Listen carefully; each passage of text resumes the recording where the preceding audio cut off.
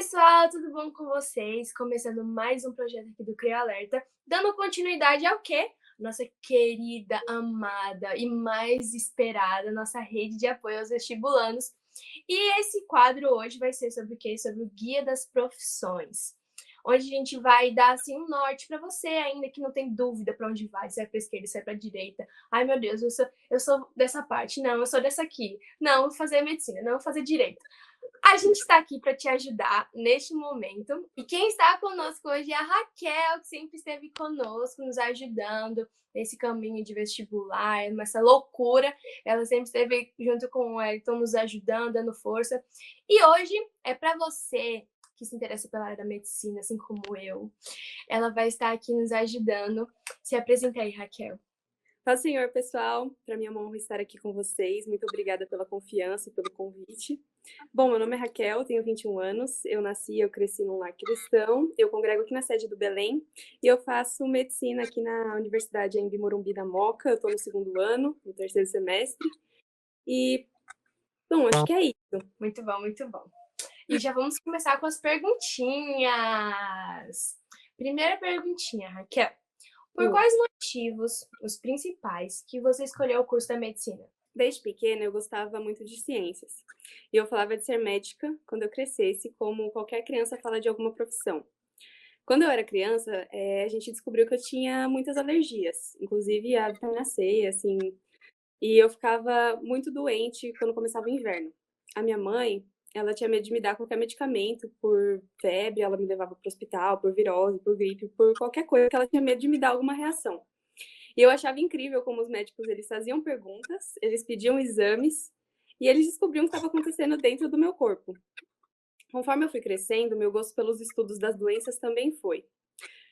E na pré-adolescência, meu avô materno teve que amputar uma perna, que ele era diabético e, enfim, teve infecção, e ele já tinha amputado os outros dedos do outro pé. E cada vez eu me interessava mais por entender o que estava acontecendo com ele. Foi um processo que eu tive de conhecer muito a doença a fundo, um processo de sofrimento, de a família entender o que é o adoecer. Então, eu me interessava muito por cuidar das pessoas, mas eu tinha medo de assumir que eu queria isso na escola, porque todo mundo já falava como era difícil passar em medicina e que não dava, essas coisas, né. Nesse meio tempo, eu comecei a afirmar que eu queria outras coisas, para fugir da medicina, mas nada permanecia por muito tempo no meu coração. Até que o meu avô veio a óbito na minha adolescência e eu acredito que esse foi um momento muito decisivo para mim, porque eu passei muito tempo acompanhando ele nos tratamentos paliativos, e eu decidi que eu precisava ajudar as pessoas levando qualidade de vida, saúde e o mais importante, o evangelho. O meu avô, foi um processo de conversão, né, todo esse processo de doença dele. No começo ele ainda era uma pessoa muito distante de Deus, só que conforme ele foi sofrendo, Deus foi tratando algumas coisas com ele, ele começou a enxergar a família de uma maneira muito importante que ele não enxergava antes. Antes ele tinha uma rede assim de amigos, que ele viu que quando ele foi ficando doente, os amigos não estavam lá presentes, era a gente.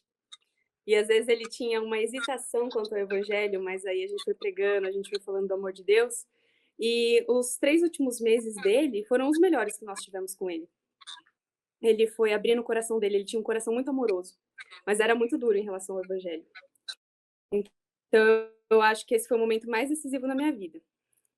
Isso tudo aconteceu quando eu estava no 8º ano, e no ano seguinte a gente começou a estudar mais a fundo os sistemas que compõem o corpo humano.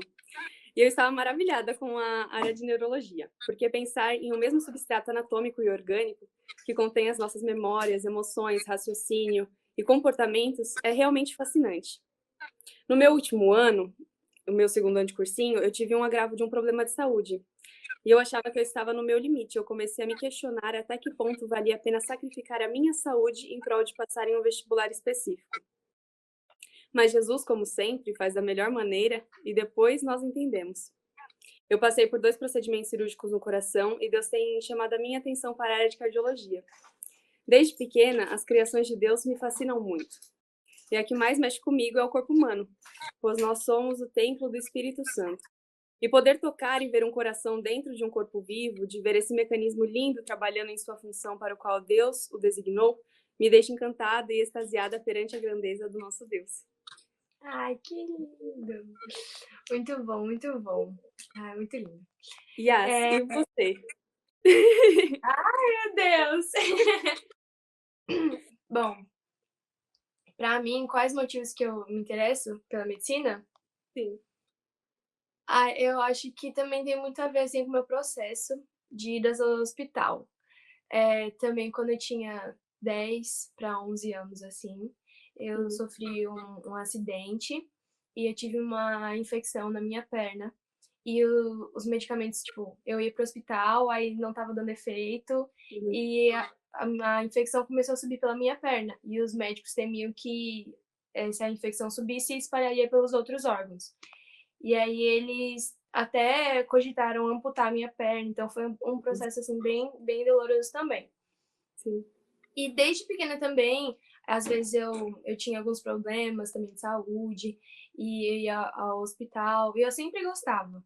Eu falava pra. Minha mãe conta pra mim que quando eu era bem pequenininha, aí eu pedia pro médico carimbo, pra eu carimbar a receita, pra eu escrever na Ai, receita. que Então linda!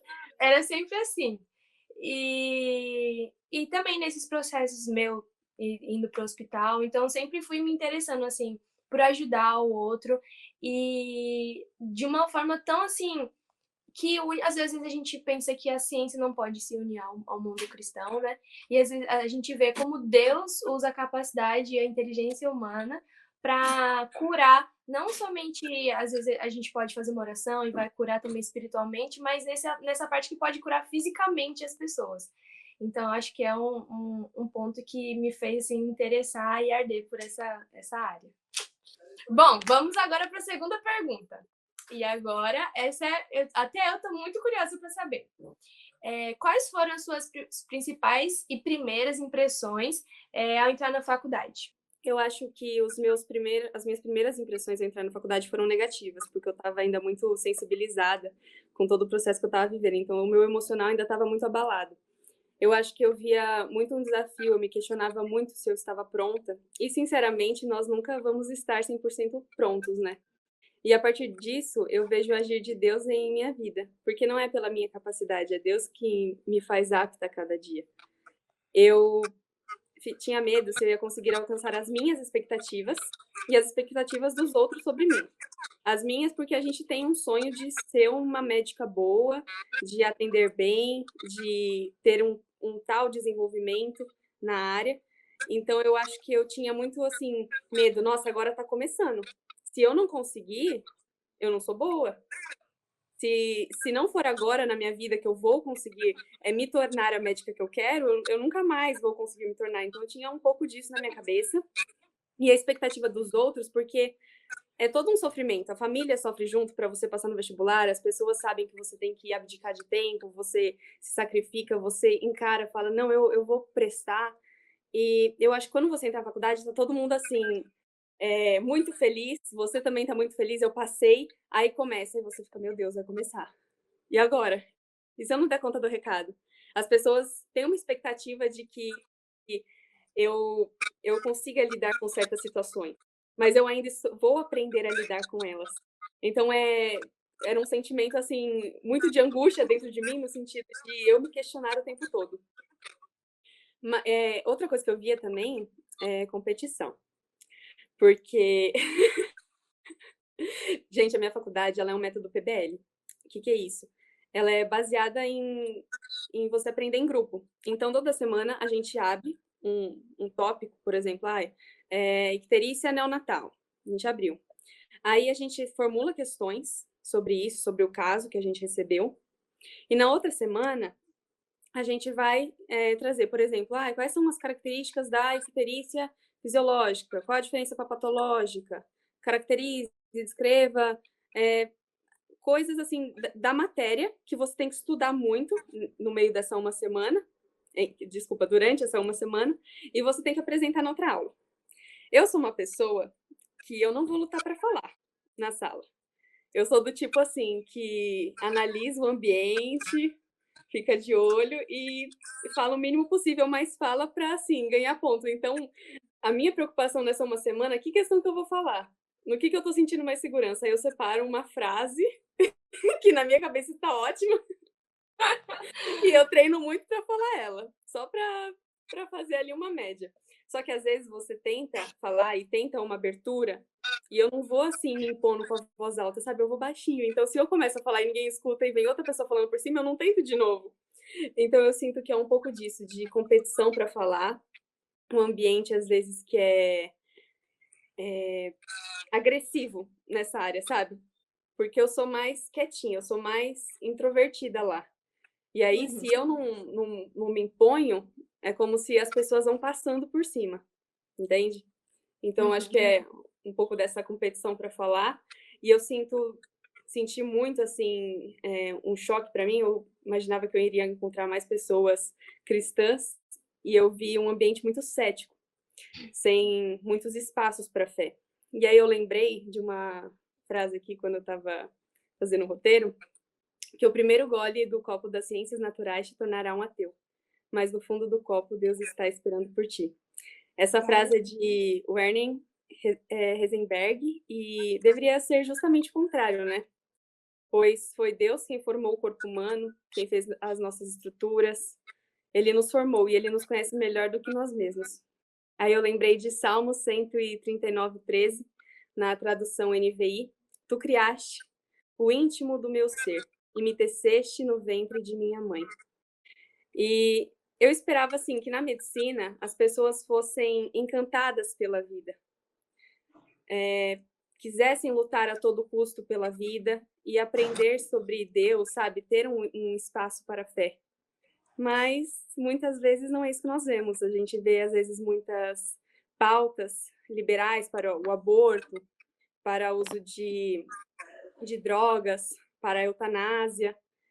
E algumas coisas, assim, ainda eu estou aprendendo a lidar na faculdade, mas sempre mantendo a minha integralidade, sabe, assim, porque eu não acho que dá pra gente separar. Não é, ai, até aqui é a Raquel médica, até aqui é a Raquel cristã. Não, não existe Raquel médica sem Cristo.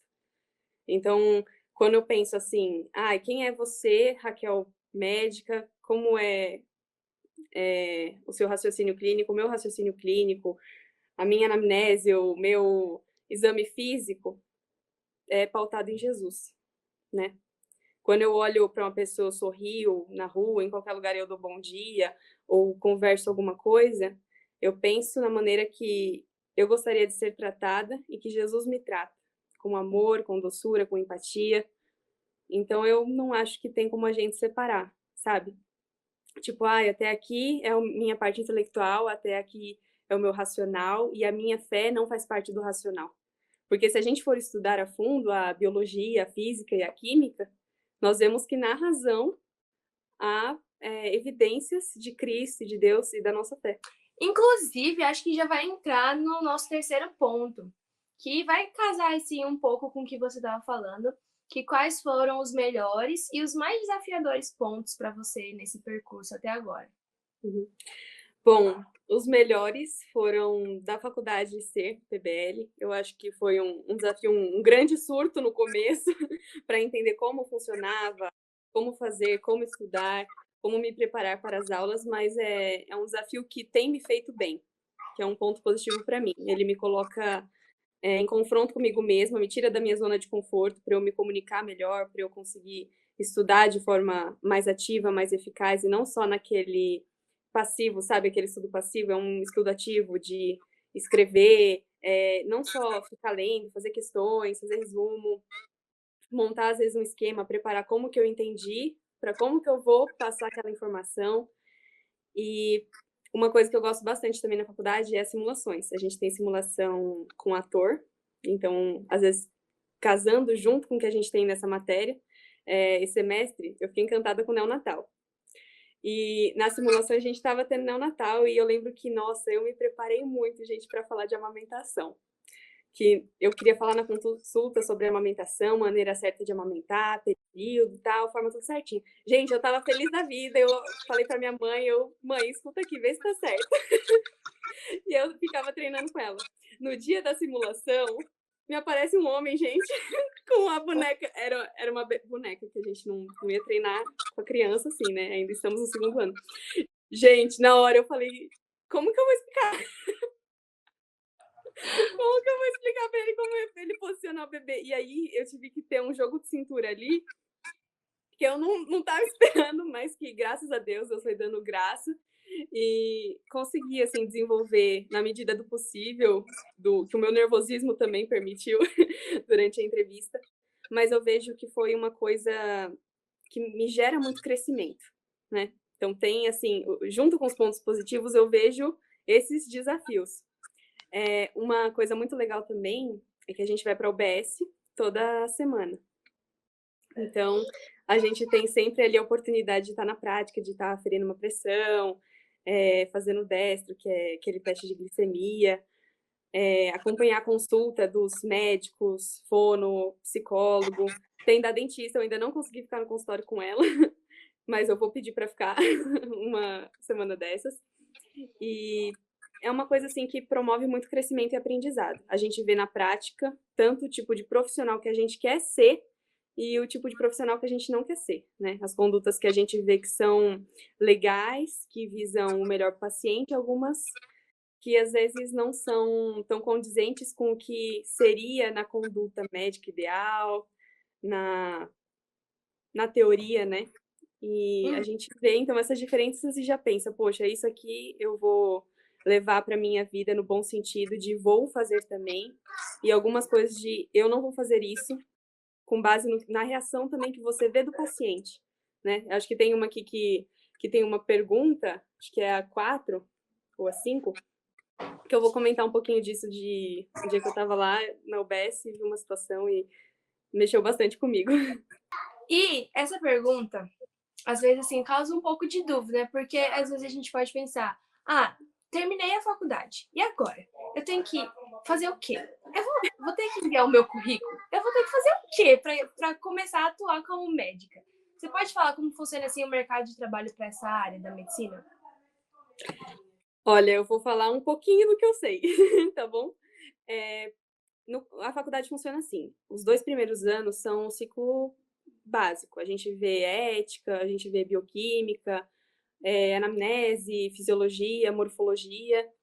E é claro que a gente vai continuar vendo isso ao longo da faculdade, vai aprofundando, né? Só que é a base. Então, você aprende como ocorre, por exemplo, você aprende dos carboidratos, desde o que eles são até como ocorre sua digestão, já vai para a fisiologia. Aí depois do ciclo básico, a gente tem o ciclo clínico. O ciclo clínico, a gente vê como que a gente vê as doenças, só que, por exemplo, se você entendeu como que ocorre a digestão do carboidrato, aí você entende, no ciclo clínico, a pessoa tem uma doença em alguma parte do estômago, do intestino, e você tem que ter a base do ciclo básico para entender por que tem aqueles desdobramentos, fica muito mais fácil, senão fica muito assim, decoreba, né? O pessoal fala, porque eu ainda também não passei pelo ciclo clínico, então eu ainda não sei. Mas eles falam que se você entende a base, isso vai te permitir seguir um bom raciocínio clínico, bons anos no ciclo clínico. Porque se você não entende a base do porquê aquilo ocorre, imagina, aí chega a doença, doença tal, acontece isso, isso, isso. Só que aí você não entendeu a fisiologia de uma coisa que puxa a outra. Então, o ciclo básico é realmente para construir, e construindo esse médico em formação que acabou de entrar na faculdade. Depois tem o ciclo clínico, então, e os 2 anos de internato. Os 2 anos de internato a gente vai basicamente mais para o hospital do que para a faculdade, pelo que falam, porque também ainda não passei por lá. Mas falam que é muito legal. Tem rotações, por exemplo, uma amiga minha, ela ficou na parte de neonata e depois ela vai para geral. Então, você fica rodando no hospital, tem rotações, né, de turmas, então você passa por vários estágios e você consegue ter contato com todas as áreas, porque você vai precisar atender. Quando você se forma, você vai sair como um médico clínico. Então, se chegar no hospital um bebê, você tem que saber atender. Chegar um idoso, você tem que atender bem também, um adulto. Então, você tem que contemplar todas as faixas etárias e as áreas, né? Por exemplo, às vezes chegou uma pessoa com gripe, aí chegou outra com diarreia, você: "Ai não, só atendo gripe", não dá. Então você tem que ter todas as áreas. Depois da faculdade, o pessoal costuma prestar residência, ou eles vão fazer pós, enfim. Para a área cirúrgica, você precisa fazer a residência. Aí a residência vai depender de que área é essa. Pelo que eu entendi, plástica, por exemplo, cirurgia plástica, que é uma coisa que eu vejo muita gente querendo na faculdade. Cirurgia plástica. Você tem que fazer cirurgia geral primeiro e depois você se especializa fazendo uma residência de cirurgia plástica, entendeu? Então as áreas cirúrgicas normalmente são mais longas, né, o período. Por exemplo, eu acho que neuro são 5 ou 6 anos, ou não, acho que são 5 anos e um de subespecialização. Ou a pessoa pode fazer uma pós, só que aí eu acho que ela não vai poder atuar como cirurgião, porque a residência é justamente isso, para você acompanhando o cirurgião na rotina. Por exemplo, o cirurgião geral. Você não vai chegar lá no primeiro dia: "Ah, eu sou residente, agora eu vou operar". Não. Você vai começar ali instrumentando, bem ali no básico. Aí depois ele vai te fazendo perguntas, vai vendo se você sabe, se você tá ali estudando, tá levando a sério, aí ele vai dando mais oportunidades. Aí depois você começa a operar com supervisão, né, nos anos finais. E aí depois, quando você se formar residente, aí você pode, operar como titular, né, sem ter que ter alguém para te supervisionar. Até onde eu entendo, já ouvi médicos falando, é isso. Ai, e eu sempre tinha essa dúvida, assim, de quando terminava, o que que a gente pode fazer, pra onde a gente vai, e esclareceu bastante, amiga, obrigada.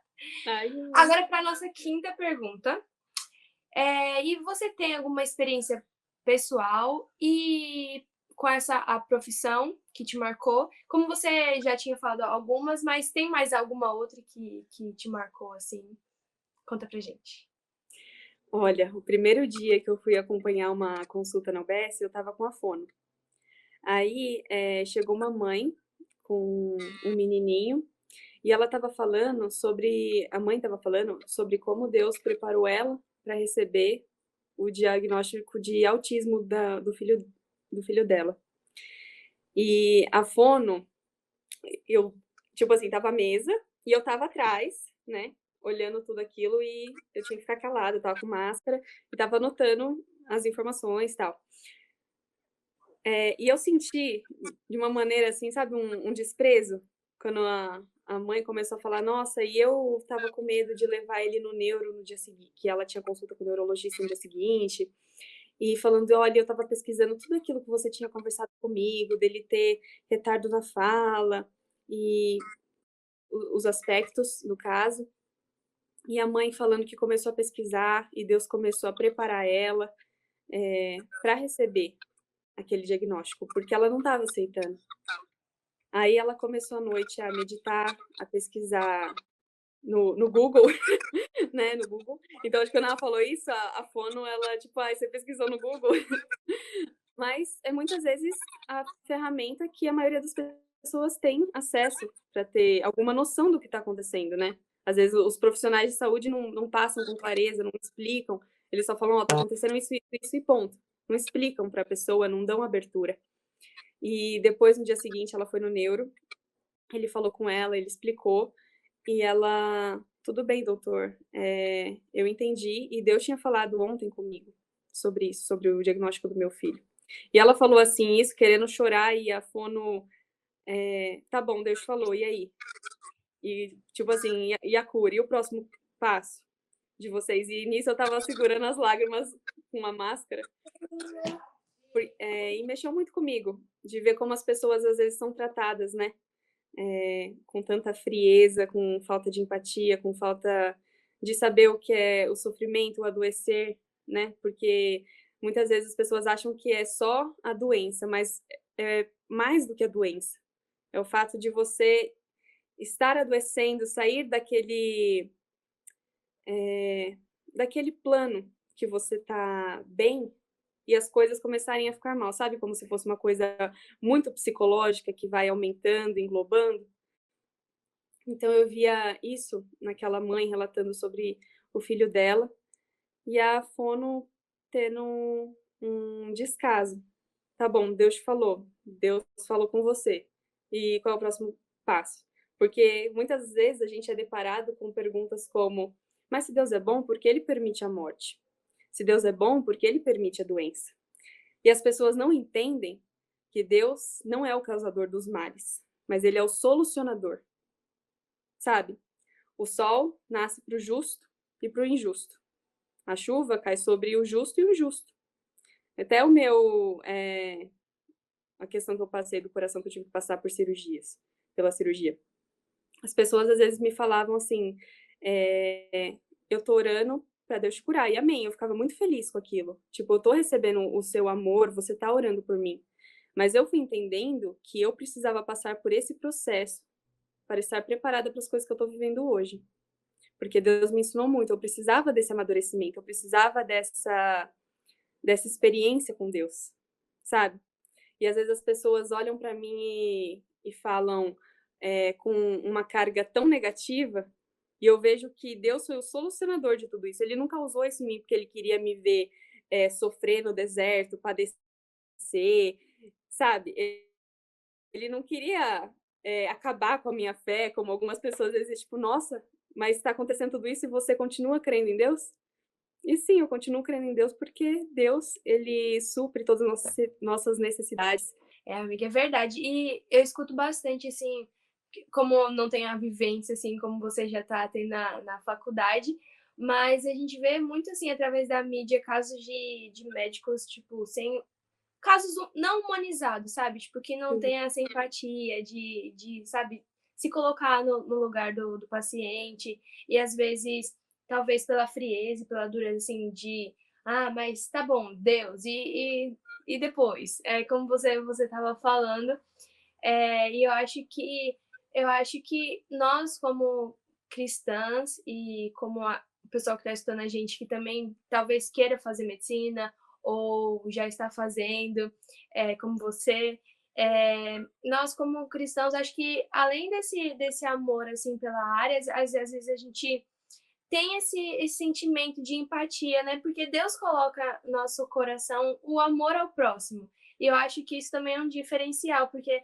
nos torna mais humanizados, nos torna mais passíveis e compreensíveis com a situação do outro, entender, sabe? Às vezes pode ter alguém de crença diferente que a gente, com certeza vai acontecer isso, mas você ter amor e entender e saber ouvir essa pessoa, independente do que está acontecendo, né? E aconselhar pelo lado bom, como na parte profissional, né? De você saber o que indicar, saber o que falar, mas também de ter essa parte humanizada, de compreender, de se colocar no lugar dessa pessoa. É muito, muito legal isso. E ver que você teve esse sentimento assim, mostra que será uma perfeita médica e, ah, e um espelho pra gente que também quer seguir essa profissão. Muito bom. obrigada, Yas. Você será uma excelente médica também. Eu vejo sempre as suas ações, assim, é muito bonito ver Jesus através da sua vida. E isso com certeza vai ser o seu diferencial também, porque Jesus é o nosso brilho e é para honra e glória dele. Amém, amém.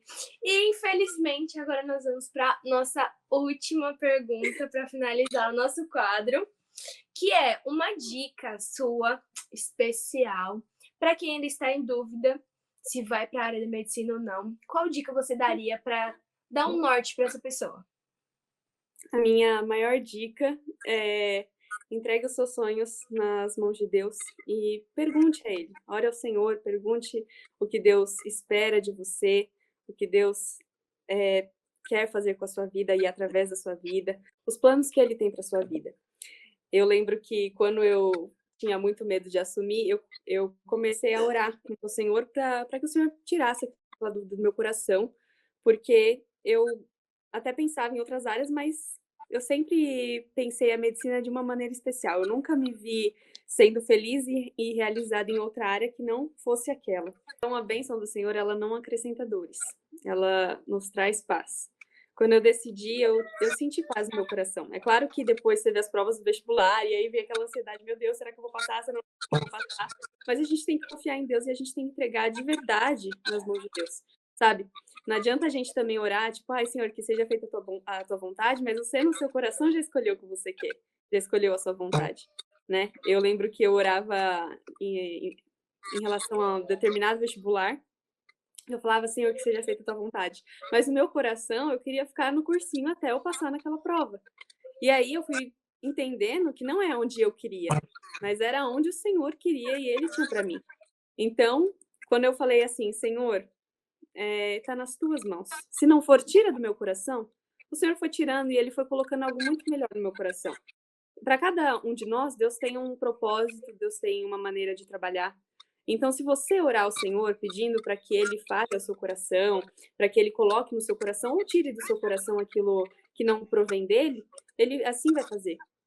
E Ele vai te guiar em tudo. Eu acho que uma coisa muito importante é também a gente não se comparar, porque Deus, Ele nos fez únicos, né? Até a nossa digital, né? Ela é diferente, um dedão não é igual ao outro. Então, Deus nos fez únicos em relação até de um dedo com o outro. Então, não se preocupe em, ai, com tantos anos eu tenho que passar na faculdade. Se eu for pensar assim, não sou uma pessoa que estou na média dos meus amigos. Eles são mais novos do que eu. Eu tenho 21 anos e eu estou no segundo ano. Às vezes tem gente lá com 18 anos que está no segundo ano, ou gente com 19 anos que está no segundo ano, e tem pessoas mais velhas também. Então a gente vê que há um tempo determinado para todas as coisas debaixo do céu. E o tempo que o Senhor teve para mim foi esse, e ele foi perfeito, porque eu precisava de passar por todos aqueles processos para hoje estar aqui vivendo da maneira que o Senhor quer que eu viva. Eu tenho que querer estar na presença do Senhor. Não adianta eu só falar assim, Senhor, eu me submeto, mas você não se submeter de verdade. Você tem que se submeter ao caminho que o Senhor quer e que Ele tem para você. Eu acho que quando a gente faz autocomparação, aí sim é uma coisa mais saudável. Por exemplo, às vezes eu fico me comparando, né? Com a Raquel com a Raquel do vestibular. Ela era muito ansiosa, ela desesperava muito. E às vezes hoje bate aquele desespero, aquela ansiedade, mas Senhor, como que eu vou estudar para essa prova? Senhor, eu não sei nada sobre isso. Mas aí quando eu penso assim, nossa, olha tudo que Deus já fez na minha vida, sabe? Não foi pela minha capacidade. Então ele vai me capacitar. Eu vou orar, eu vou pedir inteligência, eu vou pedir discernimento, eu vou pedir que ele me ensine, porque ele é o dono da sabedoria. E se você tiver Deus e Jesus como seu mestre, como seu professor, você pode ficar tranquilo que ele te ensina. Gente, eu não sei, é inexplicável. Teve vezes que eu sentei na cadeira e falei, Senhor, é um milagre se eu aprender alguma coisa dessa matéria hoje. É um milagre. E eu sentava e eu pedia discernimento ao Senhor, e o Senhor abria a minha mente e eu levantava e ficava, nossa, Deus me ensinou. Assim, eu não sei nem explicar para vocês, mas Deus me ensinava. E eu falo para vocês hoje, então, orem, peçam ao Senhor discernimento sobre os sonhos dele para a vida de vocês. E que ele seja o seu mestre. Na faculdade, nas escolas, nós temos professores excelentes, muito bons, capacitados, né? Que é importante nós termos aqui na Terra. Mas, acima disso, todo conhecimento, toda sabedoria vem de Deus, do trono dele. Então, busque da fonte, sabe? Para você também ser um profissional diferenciado. Às vezes, o livro ele te ensina muita teoria, mas ele não te ensina a prática da empatia, como a gente estava conversando, a prática do amor. Isso é só Jesus que te ensina. E às vezes você está ali estudando alguma coisa na prática e Jesus vem e fala uma coisa tão profunda no seu coração que na hora de algum atendimento você lembra do que você estava estudando e da maneira que Deus ministrou ao seu coração. Gente, isso é maravilhoso. Descansem no Senhor, confiem nele e ele tudo vai fazer. Ele vai prover se ele colocou um sonho no seu coração, ele tem condições para financiá-la. Deus usa das pessoas que são improváveis, né? Por exemplo, eu estou falando da capacidade, né? Que Deus não escolhe aquelas pessoas que já são capacitadas. Ele capacita.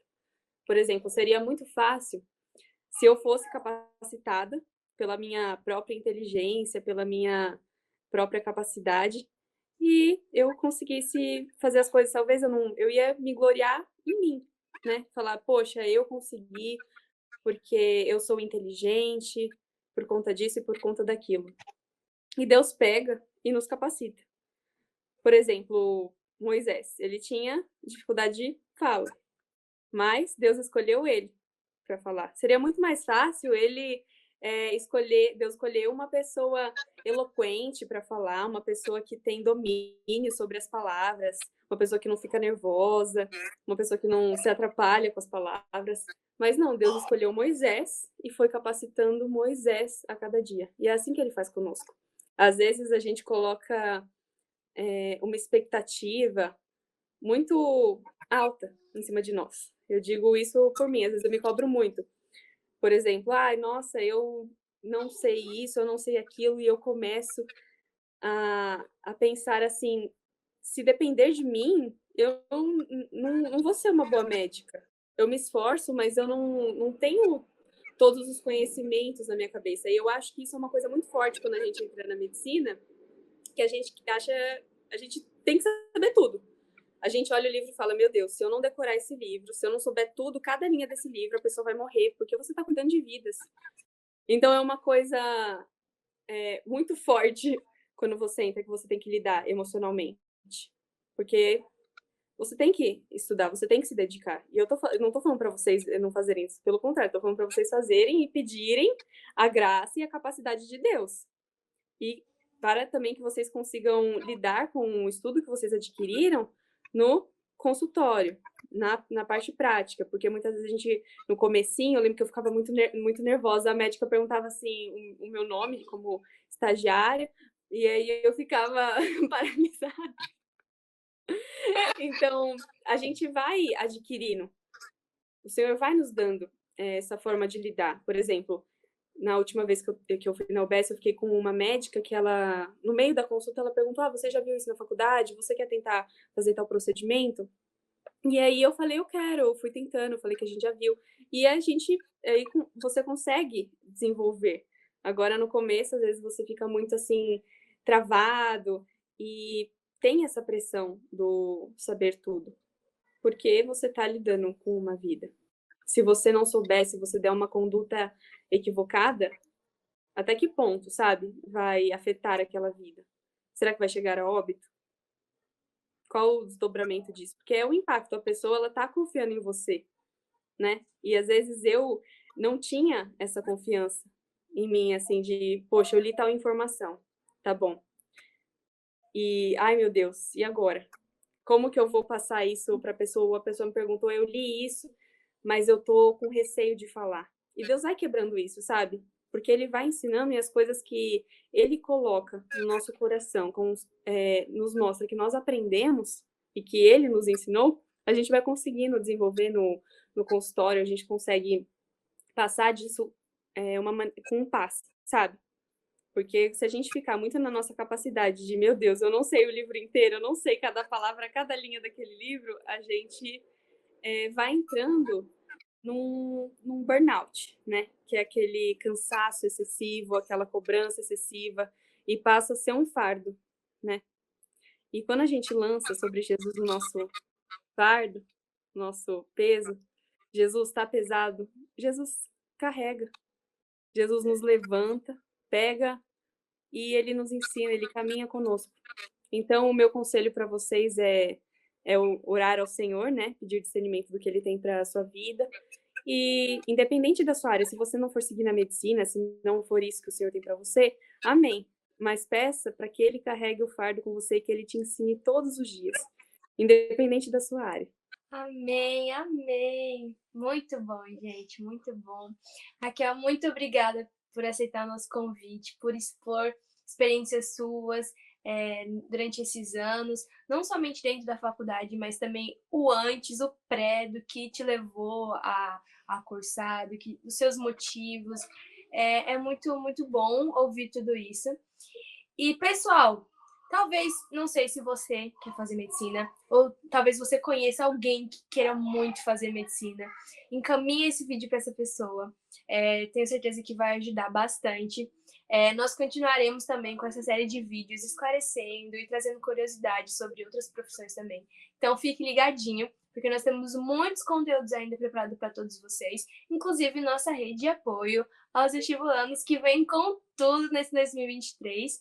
E tenho certeza que vai ajudar muita gente que está iniciando ou quem também já está há mais tempo nesse percurso e às vezes fica cansado, sobrecarregado, e como a Raquel falou, às vezes a gente só precisa de alguém para nos ajudar, a nos mostrar que nós não precisamos carregar isso tudo sozinho, que Deus é o nosso apoio, nele nós podemos contar e confiar. E também pessoas que nos ajudam, né, a caminhar juntos, e essa é a nossa função na rede de apoio. Nós estaremos junto com vocês para ajudar, para desabafar, para conversar, para ser uma distração. Às vezes a gente está tão, meu Deus, eu não aguento mais. E às vezes a gente se confraterniza, se reúne para comentar um pouco. É muito legal. Não fique de fora do nosso conteúdo, siga Creio em todas as redes sociais. E é isso, gente. Um beijão, fiquem com Deus. Pai Senhor.